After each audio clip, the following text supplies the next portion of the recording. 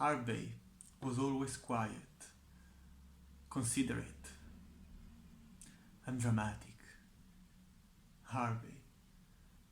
He was always Harvey.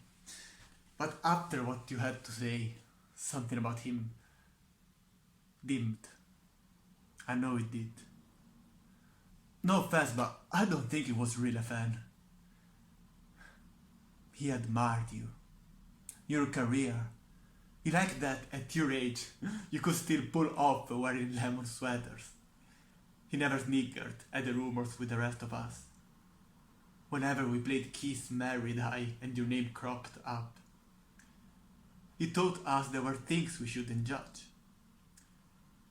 Deciding who you were never had a time scale or a right and wrong.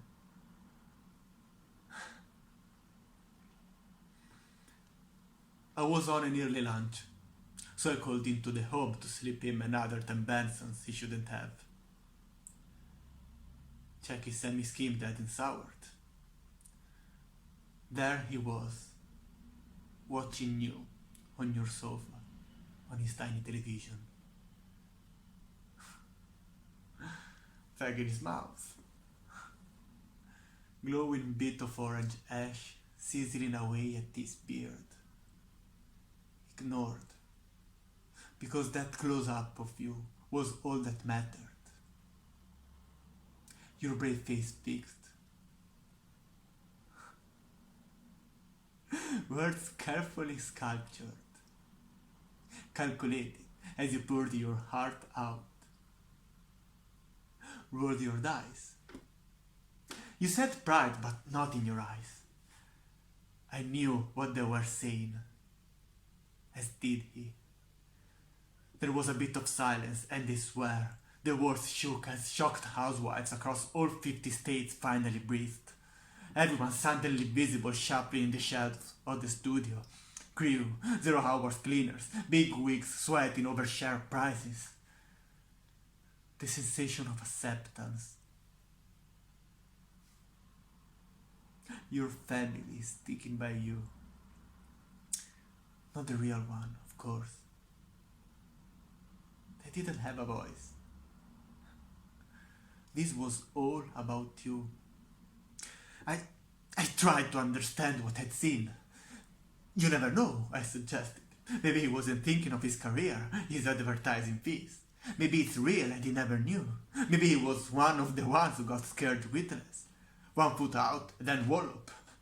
Have sex even the ones with another man, and in all likelihood Elizabeth Taylor is going to be hosting a benefit for you.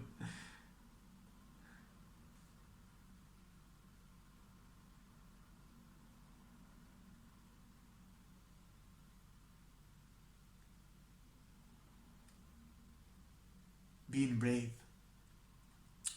Harvey said to me.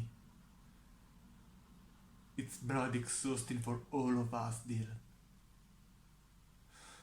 But I'm sorry. What do you know about being brave? Well, I finally decided to tell you, and I'll find a way for you to see this. Because I'm angry.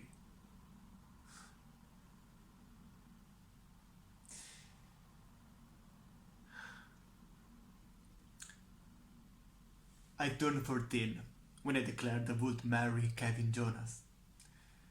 Came as much of a shock to me as Mom and Dad, because I'd always imagined Nick was more my type. Dad shook me so hard, he spit hot and sticky on my cheek. He broke my arm. They locked me in my room for a week, but I stuck to my guns, so they threw me out. The arm has been broken twice since. But it's still wonky. Look,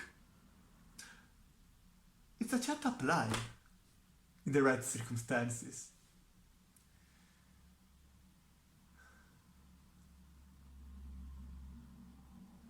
And it reminds me. I ran from Pine Hill to the city, got a social worker and a space at a home, where it was scarier than sleeping rough. 2 years flew by. The memories. Finally met Harvey outside of Boulevards. scabby-mouthed and 6 stone wet through, pissed, and offering blowjobs for 3 quid a pop. He took me in. Never touched me.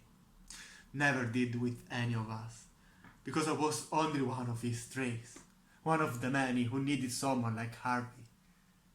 He never stopped telling us how brave we'd been, how we could carry on.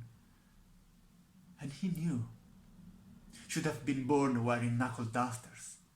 Found out who he was, as was the norm back then, alone in silence and fear and darkness. Battled after it was legal to be seen and heard, to make sure others wouldn't be as scared or confused as he'd been. So what he'd worked for crumbled as the hater was proven right. That we were filthy and diseased, and God was getting his revenge. But Harvey kept on even as his friends died around him.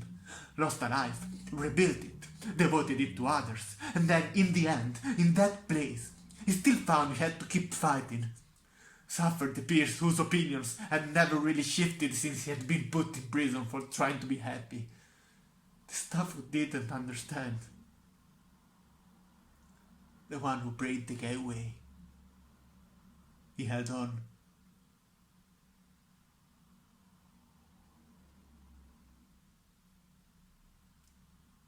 Until you decided being who you were was something that still needed a confession. After that morning, the next time I saw him, he'd started checking the door and speaking in whispers. He'd remembered what it was like to have secrets. He asked all of us not to come as much, to keep quiet when we did. He lost himself when it probably mattered the most. When else do you have more right to say who you are than at the end of your life? Of course he wouldn't want you to know all this. He was modest and in his eyes unremarkable. He'd say his story is one of the many in our lost history. Which I guess is yours too now. Officially. He believed it never got easier.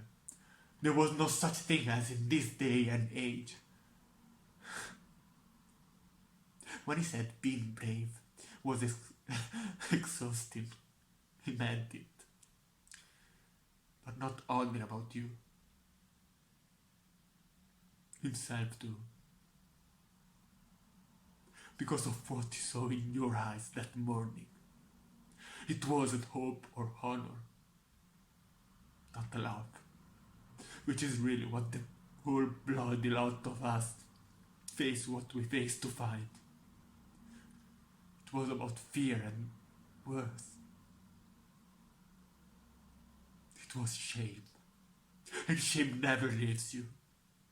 It has roots when everything you've ever felt was born out of it. Shame. It got him in the end.